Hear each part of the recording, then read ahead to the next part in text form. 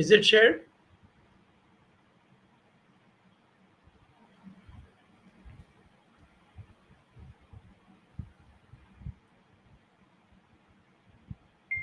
Sir visible sir YouTube లో కూడా live లో ఉంది.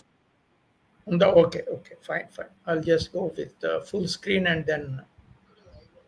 సార్ స్క్రీన్ షేర్ చేయండి సార్, అంటే స్టేజ్ క్యాచ్ చేయండి sir.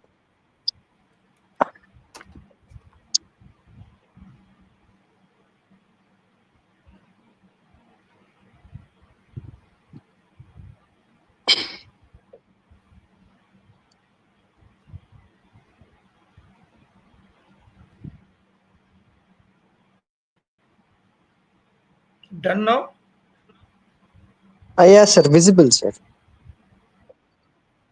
Okay, thank you. Full screen కి వెళ్ళండి Yes, sir. Sir.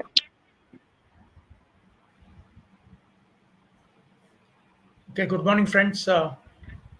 Welcome back to the master classes once again, and thank you for joining me today morning, and all other friends also who are joining me on YouTube live streaming today morning. Welcome you all. This is the session on Executive Development Program. See, the need and the meaning of this Executive Development Program we are going to discuss here. You know that organizations are permanent business entities. They have perpetual legal existence. Even with technology intervention and now AI, artificial intelligence systems, who are assisting a lot in the process of managing organizations, we cannot forget the human factor. So there's a point where we know that there should not be any leadership crisis in the organizations. The vision and mission statements should be handled at an appropriate level. So wherein we see today in most of the organizations, in spite of technology and all that, organizations fail because of their vision, failure in their vision. And people are not interested to take care of the vision. So who will be taking care of the vision and take the organization for the rapid strides, for the progress? Here comes the need for executive development. There should be a precise plan of action for succession planning, what we call it. Suppose, for example, you take some XYZ company and some A is an executive, chief executive officer. When he or she leaves the organization, maybe on a retirement or death or whatever may be the situations, or he may resign and go out of the organization. Reasons may be very many. So what would be the next is a very major issue. So in most of the organizations, it's something like a cakewalk, because there's a career path progression and all that. And when president of the executive committee leaves, vice president will occupy the executive position. So if this is a systematic operation, everything will go good. But it's not so today, because the challenges for the organizations today are of immense.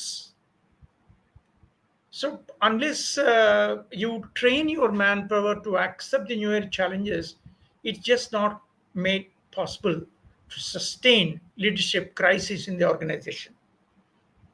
So there is every need for us to nourish executive development. So now in most of the organizations today, executive development programs are planned and executives are nourished and their career path progression is determined. And there's a very planned effort, a systematic effort, and a continuous effort for enhancing capabilities of individuals who occupy or are being occupied for different positions in the organization. They are supposed to be groomed for managerial and leadership roles in the organization. You can't ignore this, mind it, because the challenges are very many. There is a big race in organizations. Those people, I mean, those organizations who can take vision to the rapid strides can only sustain. Otherwise, they will leave. Absolutely, they will leave. There is no other alternative. You'll be thrown out of the organization. I was talking to earlier also. The brand leadership of years is nowhere today because of the fact that the sustenance is a major problem. Take the case of Nokia, who's a brilliant, organization and company when it all started about the mobile phones. But where is it now today? It has been acquired by Microsoft. And the chief executive officer wept in a board meeting that we have not done anything wrong, but still everything wrong. They have done it because they did not bother about the company's competition, and there was a big leadership crisis to redefine their vision and all that, and the company has to be sold out to some other organization. So that's what we mean by it. So again, when we talk about executive development, it's not like an employee training. It is something a very sustained effort is very much needed in an organization. It's just not about one-time training intervention, but a long-term investment plans actually in developing the potential of executives so that they can lead with vision, strategy, and responsibility. Minded vision is dynamic, strategy is dynamic, and the responsibility automatically would be dynamic. Because what happens here is we are heading for very complex.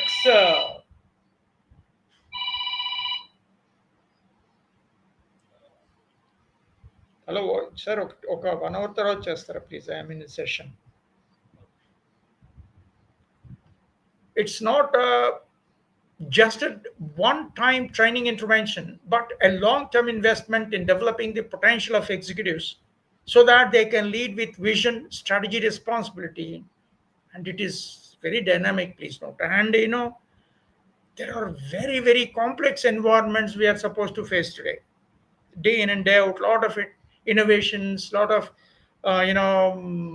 environmental challenges that the companies need to face. So let us try to examine what is all this executive development, how to train people for executive positions as such. Let's examine the key focus areas. One, strategic thinking. You know what is meant by strategy? Plan is different from a strategy. Strategic thinking is thinking about tomorrow, day after, in terms of emerging competition and threats surrounding around your business operation. So encourage executives to see the big picture, align goals with organizational vision, and anticipate future trends and make decisions that sustain long-term growth. That is very, very important. So we need to train them on strategic thinking. For example, developing a market expansion strategy into international markets, because we are not now local, we are now global. So what happens then? The second is decision making, very critical area where executives need to take decisions, minute to minute decisions. If you take a wrong decision, that's the end of the story. And critical decisions are to be taken on time. Decision delayed is out of market. If your decision is delayed, you're going to lose the market very heavily. That's what has happened in a number of organizations. Not responsive, not able to respond to the market trends, challenges, and all that. So decision making is all about making alternative choices and deciding on the best choice given the set of circumstances. So it empowers leaders with tools to make quick, informed, and high impact decisions in an ambiguous or high pressure scenarios. So they focus on analytical thinking, risk assessment, and other ethical considerations.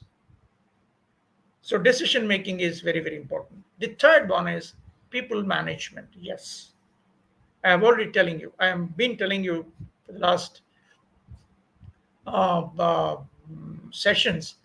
Though there is a technology, though there is artificial intelligence, Everything is through technological innovations, but still people are there with you. So you need to understand how you need to move with your own team of people. So people management skills is another area where executives need to be developed. Builds emotional intelligence, leadership qualities, need to inspire, motivate, and manage diverse teams effectively. Very, very important, because it's how number of teams work together, the diverse teams. And even today we have remote working, not working in the office as such. So a lot of challenges today in people management. It covers communication, conflict resolution, performance management, appraisals, training of your own people. So this is people management, third important area. The fourth one is global leadership. Please note that we are in a cross-cultural scenarios and intergenerational workforce today. So are you ready to accept the challenge? Yes. Global leadership prepares executives for managing cross-cultural teams, international business challenges, and global supply chains. Because today, sitting at your own place, you will be managing teams in other continents, because we are now in a cross-cultural scenarios we are in. So it includes exposure to international markets, global case studies, understanding, and collaboration techniques with number of people. So this is for global leadership. See, we are spreading our wings. We are no more operating in a domestic market. So are you ready to accept global leadership as such? So the fourth important area is training on global leadership. So a case in point here is excellent case here I'd like to discuss with you today is Tata Administrative Services, TAS. It's often referred to as IAS, Indian Administrative Service. Closely online with Indian Administrative Services, the Government of India. Tata, as a very professional company in India, a group of companies in Tata. So let us examine how this Tata Administrative Services is operating its executive development exercise. Absolutely excellent mechanism they have got. So this TAS is one of the most respected executive leadership development programs in India, established by Tata Group. How TAS reflects executive development principles, let me discuss. Number one, plan process. TAS is structured with very clear selection criteria and rotational postings minded. They have rigorous selection criteria, and rotational postings means they keep executives rotate from X position, Y position, X place, Y place. And learning journeys to groom high potential talent. See how they are taking care of their leadership. Excellent example. Second, strategic exposure is another core area of TAS. Candidates are placed in diverse Tata companies across industries like steel or IT, retail, and automotive. So this provides holistic business exposure. A person who is said to be an executive, top executive in IT, maybe shifted to steel, maybe shifted to retail occasionally. This provides holistic business exposure for the people to occupy different positions in different across their industries. The third is leadership development. So they will be walking out through live projects, and they will be mentored by senior leaders, and strategic problem solving tasks will be given and they're asked to solve it, and of course with close monitoring of senior leaders. Participants develop their leadership agility. See this very, very systematic programmed approach of leadership development by Tata Administrative Services. And fourth one is global outlook. Tata is a big name, even in the global thing. TAS also provides opportunities to work on international assignments or projects with global implication. See what a fantastic approach Tata has developed. So with all these things, what happened actually? What is the outcome? Tata's administrative service alumni have gone on hold CXO level positions in Tata companies and beyond. CXO means it can be Chief Executive Officer, Chief Financial Officer, Chief Production Officer, Chief Project Officer, whatever you call it. That's why we call it, the broader term is CXO. And they go beyond.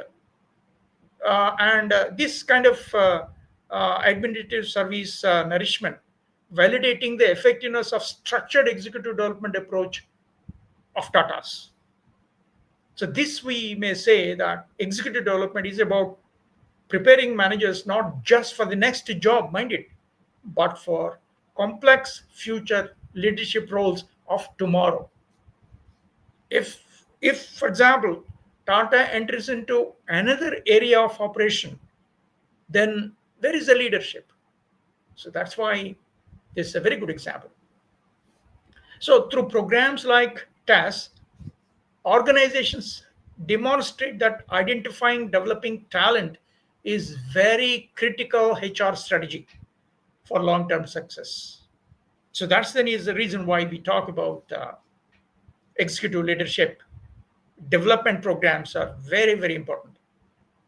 Now, as a student of human resource management, we need to distinguish between what is training and what is development. A training is for a particular skill or a particular trait. Development is enduring. So that's the subtle difference between training and development. Of course, while both training and development aim to build organizational capabilities, yes, of course, both are working for organizational human resource capability, but they differ fundamentally in purpose, scope, who are to be trained, that's audience, and the time frame. Let us examine the distinctions from different perspectives. First one, objective. The training is performance centric. So it hones the specific skills I have just been telling you. Specific skills and knowledge an employee needs to excel in their current roles. That is, mastering a new software tool or mastering a particular skill training is required. But what is development? While training is performance centric, development is growth centric. So it equips individuals for future roles and responsibilities, fostering broader competencies like strategic thinking or leadership or whatever it is. So please note, development is growth centric and training is performance centric. That's the objective. The second, what is the scope? What training does and what development does? Training stays with technical or functional boundaries. For instance, for example, a finance team learning a new accounting standard.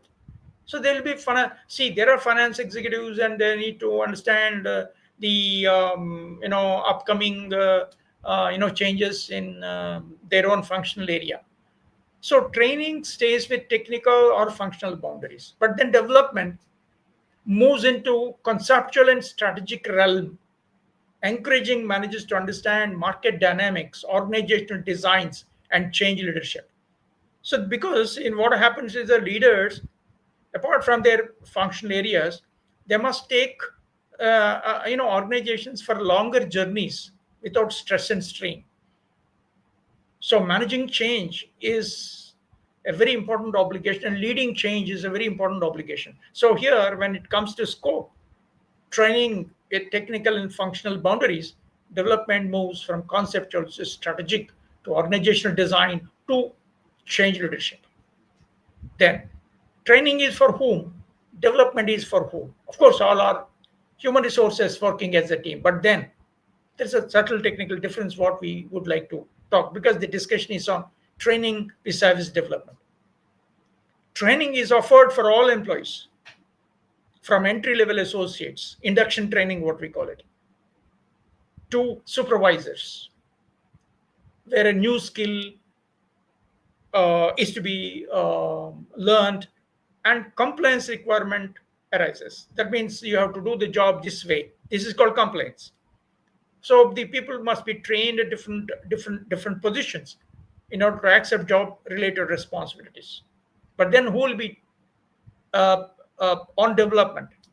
Development is targeted at middle and senior level executives minded.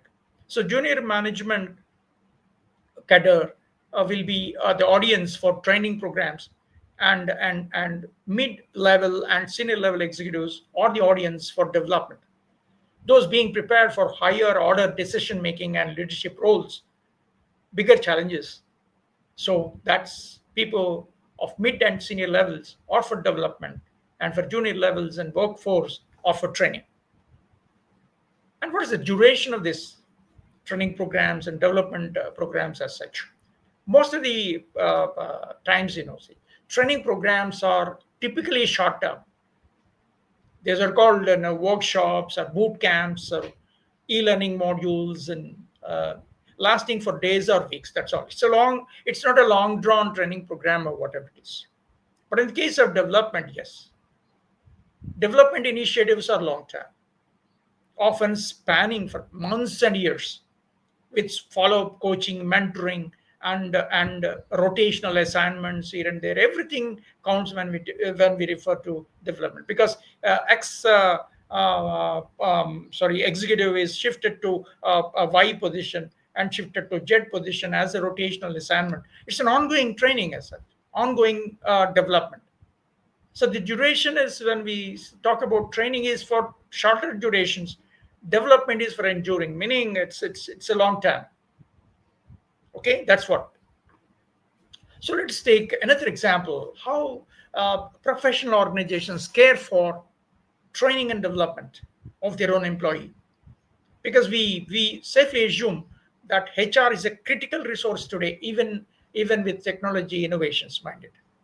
So without human resources management and taking care of their upskilling, organizations will derive absolutely no chance for survival, because the vision is to be transformed into performance, and in today's world is possible only through, not simply technology, is through people. So let us take another example of Infosys. Training example: new software engineers at Infosys undergo coding boot camps and framework tutorials immediately upon joining. Of course, it may be true in case of all other companies as well. I just took, just for interest, this company only. It focused on time-bound sessions to ensure they meet project delivery standards from day one. Immediately after, as soon as you get recruited as a software engineer, you're taken to the boot camp. So because you need to answer clients with the project delivery, and the project delivery standards must be excellently good. So in case of development, executive training programs as such, middle level and senior level, as I've been talking to you. In case of Infosys, middle level managers participate in leadership coaching and strategic residencies, where they tackle cross-functional businesses, because the challenges are very more, right? So over several months, they are put in this kind of thing, leadership coaching and strategic residences, etc., cross-functional businesses. So this prepares them not just to manage current teams, but to lead large business units and to enter into global leadership tasks.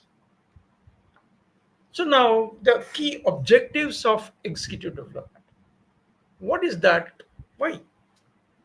Very focused objectives are there. Yes. One, it enhances managerial effectiveness. I have already told you, HR becoming a very critical factor, even with technology interventions, because they are supposed to take the vision. Vision is futuristic minded. Mission is for today, tomorrow, but vision is for 10 years, 20 years, 30 years. How you see your organization after 10 years, after 15 years. So let's examine how we care for middle and and senior level executives in an organization. So let's identify key objectives of executive development. One is enhancing managerial effectiveness. It equips leaders with the skills, tools, and frameworks such as advanced decision making techniques and performance management practices that enable them to drive team productivity, resolve conflicts, and deliver on business goals on time with greater consistency and impact. So that's the enhancement of managerial effectiveness. Second, objective: prepare executives for strategic roles. Please note, there are strategic roles, not ordinary roles as such. So you need to broaden participants' perspective. I mean, participants means here top management, middle management, people who are participating in executive development programs. So you broaden the perspectives of those beyond day-to-day operations. Because in a way, day-to-day operations are taken care of the tactical people like the junior level management cadre and their employees. But you need to, you need to put top level executives, you put them, expose them to strategic planning exercises, market analysis, case studies, how to operate, how not to operate, different things, and cross functional projects. So, this readiness, that's very, very important here, uh, to formulate and execute long term initiatives that align with organizational vision. Otherwise, it is very difficult. Third objective is, I was telling you right from the beginning, the first statement of mine is on succession planning. Third is development of succession plans. Identify high potential talent early and create customized development pathways. If you find a very brilliant chap there, bring him or her to the higher levels in the ladder. Of course, it is not counting down the organizational, career path progression plans and all that. But at the same time, you need to focus on talent. So you need to organize rotational assignments and stretch projects. You find some X's, doing excellently well. You know, you make him stretch his assignments, post them in some other excellent assignments. That's how you have to nourish to ensure a robust pipeline of ready now leaders. How many organizations have this pipeline minded? Absolutely, there are question marks. A very reputed organizations, good going organizations can ensure a robust pipeline of ready now leaders. For example, if X leaves, is Y secondary person ready to accept the position? Can you promote him to next level? If this becomes a question mark, you are in the back seat, mind it. So that's what we mean. So development of succession plans is very, very important. Who can seamlessly step into critical roles when a vacancies arise? There should not be any problem because Infosys, when you see when Narayana Murthy left, there is a big crisis. You might be noticing it in the history of Infosys and earlier. Of course, Infosys is founded by Narayana Murthy. When he left the organization, there's a leadership crisis and the management wanted him back again. So this is the problem. This is the crisis actually. So we are not supposed to have that kind of a scenarios as such. So there must be ready now leaders, and they must be willing to accept, seamlessly step into the critical roles. Are you ready? So that's what development of succession plans as such. If you do not care for this, there definitely be a leadership crisis. Then fourth one is foster organizational agility. Yes, because there's a lot of impact on environmental pressures in the organization. So, are you able to change this? Transact the changes that are taking place? You need to build leaders' capabilities to anticipate, adapt to, and lead through change. You can't expect, even though you plan for it, sometimes your anticipation may go wrong. So, you must be ready to operate in a changed environment. So changes may be, there may be digital transformation. Today, you see, all of a sudden we have the IT revolution on. So what happened? Everything is digitalized. Are you ready? Market disruptions are quite common today. So when these things happen, there is a need for you to restructure by incorporating real-time simulations who are there to take charge about your change management. So please try to organize these kind things like real-time simulations, exercises, change management workshops, scenario-based learning, and their development journeys must be very well planned. This is to foster organizational agility. If you do not care for this, then you have to take the back seat, and this option is yours to leave or to still struggle. The fifth important key objective is encourage personal leadership growth. That is why career path progressions must be very clearly defined. Look at the organizations of today and organizations of tomorrow. They tell you very clearly this is the career path. So after 5 years, what are you? After 10 years, what are you? But at the same time, what you organization expects from you after 2 years, after 3 years, after 4 years? What is the skill you are supposed to get yourself upskill? So this is encouragement of personal leadership growth. Cultivate self-awareness and emotional intelligence through 360-degree feedback. Your performance is absolutely be evaluated by everybody. Will be evaluated by the top management, by evaluated by bosses, be evaluated by your peers, evaluated by your subordinates, and even they are evaluated by your customers. This is called 360 degrees feedback. So you need to put them in executive coaching and understand their reflective practices, how they are digesting it or not. No, you're putting them in a mirror, reflect themselves. Am I growing or not? What else I need to have? You need to encourage continuously for personal growth, leadership growth plans. So this helps leaders refine their authentic leadership style, improve stakeholder relationships. Stakeholders means all, including shareholders, management, peers, bosses, subordinates, clientele, customers, whatever, government on the other side, and sustain career long growth minded. Career path progression is, journey of career path must be made known to individual employee, mind it.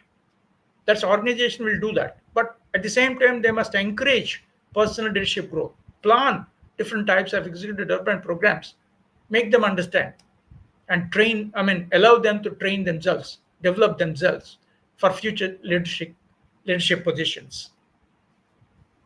So now let's again examine why this executive development programs, why most of the companies have gone in for leadership development institutes. Most of the companies, even take the case of government of India. You see how how the administration is being worked out by the government of India today. Most of you might be noticing it, and some of our students also may be aspirants for getting into either group 1 or central services. When I speak on central services, you have one of the supreme thing is IAS or IPS or other services, associated government services like in railways and the finance services and all. Look at what it means. Union Public Service Commission announces this Indian Administrative Service examinations and all that. Okay, there is a rigor, and there is a syllabi and all that. I'm not getting into the details of it. My point is how they are nourished and how they are trained. Suppose, for example, you have one, and you hit the target and you pass the written examination in Indian Administrative Service. You're put to rigorous coaching and mentoring in an institute called which is situated in Mussoorie, in an administrative academy. You're supposed to be there because you need to understand what is government administration as it. IAS, passed out candidates are from different disciplines. Can be doctors, can be engineers, it can be anybody. So then you must try to understand what is administration, how it is. So same is the case with IPS, for example. People of different education backgrounds enter this service. So why I'm saying all this thing, when it comes to, of course, our context permits us to talk in terms of corporate development, company executive development programs. Okay, the need for executive development programs, if you would like to identify, one is rapid business changes. Things are not constant minded. We are on a dynamic canvas. So you need to develop leaders who adapt quickly to shifting market dynamics.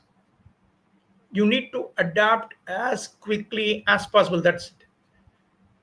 Because the market dynamic shifts are faster. If you cannot adapt at that speed, you will be a back number again. So first important thing is, please note that there are rapid business changes and challenges are there, and how you groom your leaders for better results of tomorrow when the market dynamics is shifting fastly. Second, global competition, equipping executives to compete and collaborate on international stage, because I have already told you we have already crossed across borders, crossed borders. So today we have most of the companies are multinational in nature. So are you ready with your executives? So equip executives to compete and collaborate in an international standard, international stage. Third important thing is technology and digitalization. On the other side, we say, are they proficient with new tools, upskilling themselves, new tools, new platforms, and data-driven decision making? So that's another interesting aspect.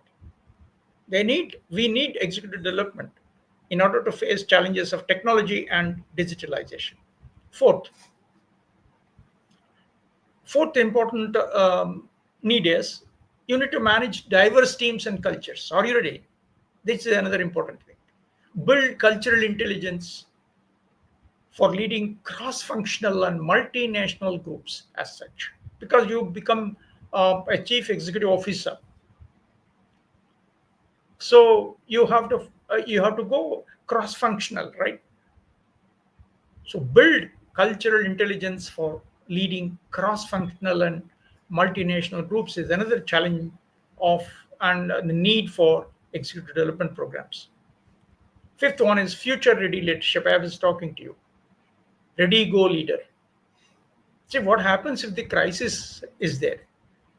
So cultivate strategic visionaries who can steer the organizations toward long-term success stories. So you have to develop future ready leadership today. So these are the well-defined needs why we see executive development programs are needed. A case in point again here is Aditya Birla Group, another successful business group in India, in the private sector. They have emerging leaders programs. Something interesting. When I was talking to you on future ready leadership as such. So this emerging leadership program selects high potential managers for tailored rotations, and they select them for strategic projects and coaching, preparing them for future CXO roles. CXO means all top management roles. It can be finance, it can be HR, it can be project, it can be production or whatever. Chief executives roles. So now, why organizations invest in EDP? Yes, it amounts to a lot of money. Absolutely, yes. You have to organize a leadership institute. You have to involve a lot of mentors, coaches, a lot of time to induct them into training programs, and productive hours get lost when they are in a training college or a training academy or whatever. So why organizations invest in EDP? Yes, you need to invest because the people cost as such. It's not an expense, mind it. That's why we tell you training and development cost is not an expense, it's an investment. Please note, it is not an expense, it is an investment. Why this? Why to invest? Yes, one is strategic alignment with vision and mission. If you're interested in your vision for 10 years from now, or 20 years from now, or 5 years from now, please make people available to occupy different positions. And there must be strategic alignment with vision and mission statements, how you can steer the organizations for better results. Second is investment in EDP, executive development programs, ensures that future leaders understand, champion, and execute companies' long term objectives. I've already told you, your industry is not for today. Your industry is for tomorrow and go on operating. It has got a perpetual legal existence. So try to understand. Make people gel with companies' long term objectives. Make leaders understand this and get ready. So that's why we need to invest in executive development programs. Third one is internal leadership pipeline. Yes, absolutely. You need to create an internal leadership pipeline. Don't depend on getting people from outside. If you are getting people from outside, it takes a lot of time for people and the leader to gel with, and lot of issues are there. There are a lot of examples where the few people join from other organizations, their organization and all, and a lot of mix up and all. There are other side of the coin, again, stories of uh, things which were going very wrong. So, executive development programs on a long term basis, you need to invest in EDP in order to focus on internal leadership pipeline. There should be no blockades. Mind it. Fourth one, why we need to invest in EDP is builds bench strength by promoting high potential talent. Mind it. Bench strength means there is absolutely person in reserve. If somebody else resigns or somebody else goes out of the organization, a person on bench, meaning that you have already equipped that individual to accept the challenge at any given moment, as a matter of fact. So builds bench strength by promoting high potential talent from within the organization, and reducing leadership vacuums.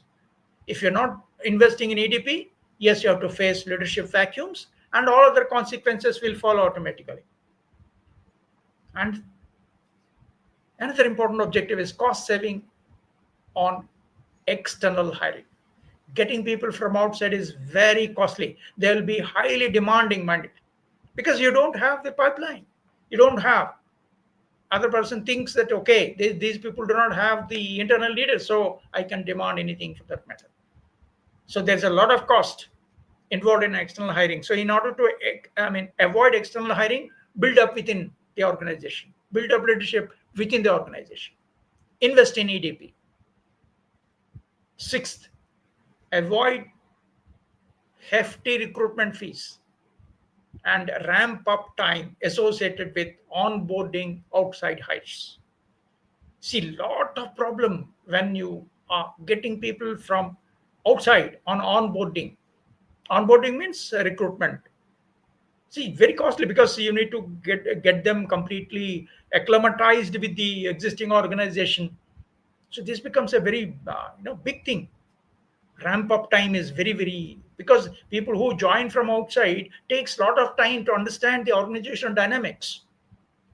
If you're for it, absolutely okay, but then it becomes a problem.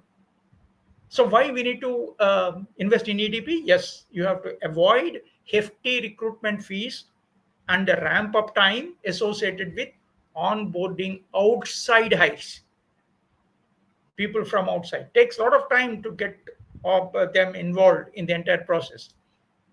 The seventh important thing is enhanced engagement and retention. See, if you plan for executive development programs, make them understand their organizational loyalty is said to be very, very important. So they get themselves engaged completely.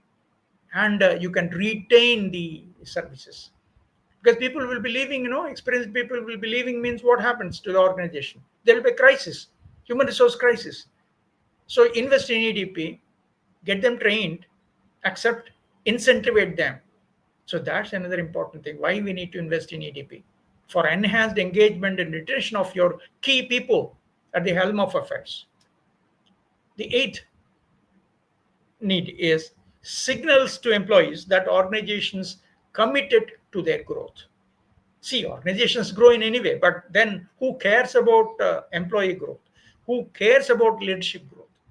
If you have a well-designed executive development programs and invest in it, it will be a clear signal to all employees. Yes, my organization is committed to my growth. It boosts morale and loyalty in the employees category. So that's how they go with extraordinary motivation and then involve themselves well. So what are the benefits for executives? Let's come into, we were talking about the organization side till now. But then what are the objectives, benefits to executives as a matter of fact? Let's examine, briefly explain what it is. One is broader organizational perspective. Because once you are given an opportunity to get into executive development programs, people can have exposure to cross-functional projects and strategic initiatives that will help top executives see the big picture beyond their own single operation as such. I'm sorry, there is a typo here. So you can give them broader organizational perspective. You arrange for career path progression plans and all that, and you try to expose them to cross-functional projects and all that. So they will have one broader organizational perspective. That's the benefit for executives, to understand clearly what is what. Second, enhance decision making and innovation. Because once you allow them to develop themselves over a structured program of executive development programs, access to advanced frameworks, real world simulations, and coaching, mentoring sharpens their critical thinking and creative problem solving. You're giving them the external opportunity in mentoring and coaching, and giving them the opportunity to work in real world simulations. So that's another important advantage for them to go in for enhanced decision making and innovation opportunities. And third is that, yes, career growth opportunities they see, because once you have a very well structured executive development programs, they feel completely secure. A structured development paths and highly visibility assignment positions are there, high visible. See, after 4 years or after 5 years, after 6 years, your path is like this, and we'll be equipping, we will be training you, we'll be developing you these things. So this is a structured development plan, paths, and highly visible assignments. These arrangements position executives for promotions and expanded roles. You know where you would be after 5 years, 6 years, 10 years. So that's the advantage for the executives, to foresee, to visualize career growth opportunities. And fourth one is improved networking influence.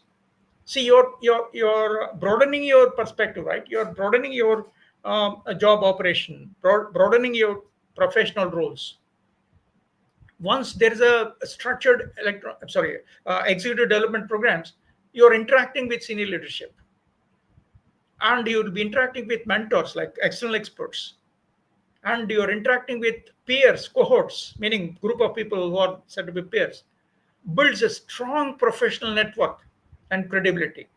In the absence of executive development programs and continuous development, where is this professional networking? See, please note, organizations can facilitate this kind of improved networking influence through executive development programs. So that's the advantage for executives to fine tune themselves. Another case in point I was referring to earlier about Infosys Leadership Institute, ILI, it is called. Again, another famous leadership training effort in a software sector like Infosys. Let's see the fine points here. One is tailored journeys. They have customized development paths, development plans and paths for leaders at entry level, at mid level, and at senior levels. People will be moving right from other software companies. It's quite common in case of software sector that people will be moving from X to Y to Z and all that. So they have a very well structured journeys for entry level executives, for middle level executives, and for senior level executives. And they have a blended approach, combines 360 degrees assessments. Like I was talking to you, what is 360-degree assessment? You will be assessed by boss, you will be assessed by peer, you will be assessed by your subordinate, you will be assessed by your clients, customers. Combines 360-degree assessments, one-on-one coaching, and real world business simulations as such. In the case of other institutes also, the same thing happens. Third one is cultural fusion. It merges global leadership frameworks with Infosys Indian heritage and values. Because you'll be working across the globe, right? So you may be posted to online offshore assignments online. See what I call, and you are supposed to go in to work in some Indonesia, maybe work in Sweden, or maybe work in USA. See, this is what we call cultural fusion issues. Merges global leadership framework with Infosys Indian heritage and values. So the learnings from this is ILI, like Infosys, and many companies need to have this. Infosys Leadership Institute shapes holistic leaders who demonstrate vision, values, and versatility. So to close here, I suggest your some group discussion activity in classroom, if possible. If possible, as an HR head in a growing tech startup, for example, why would you introduce an executive development program? Think and write down your points. What should it focus on? It takes 10 minutes for you to. So try in a classroom environment or in voluntary groups of yours. So you can think among yourself. So another assignment you can take, for instance, is write a 500-word analysis of one Indian company's executive development program. You go to internet sources and you can examine some good going companies. Of course, you can take anything for your matter, for your interest. It can be Tata Consultancy Services or Hindustan Unilever Limited or Mahindra Group or Wipro, L&T, XYZ, whatever you think, Tata, whatever. Focus on purpose, design, and impact. Just for your sake of understanding, I've given you this suggested companies. So this is the assignment for you. I just close here.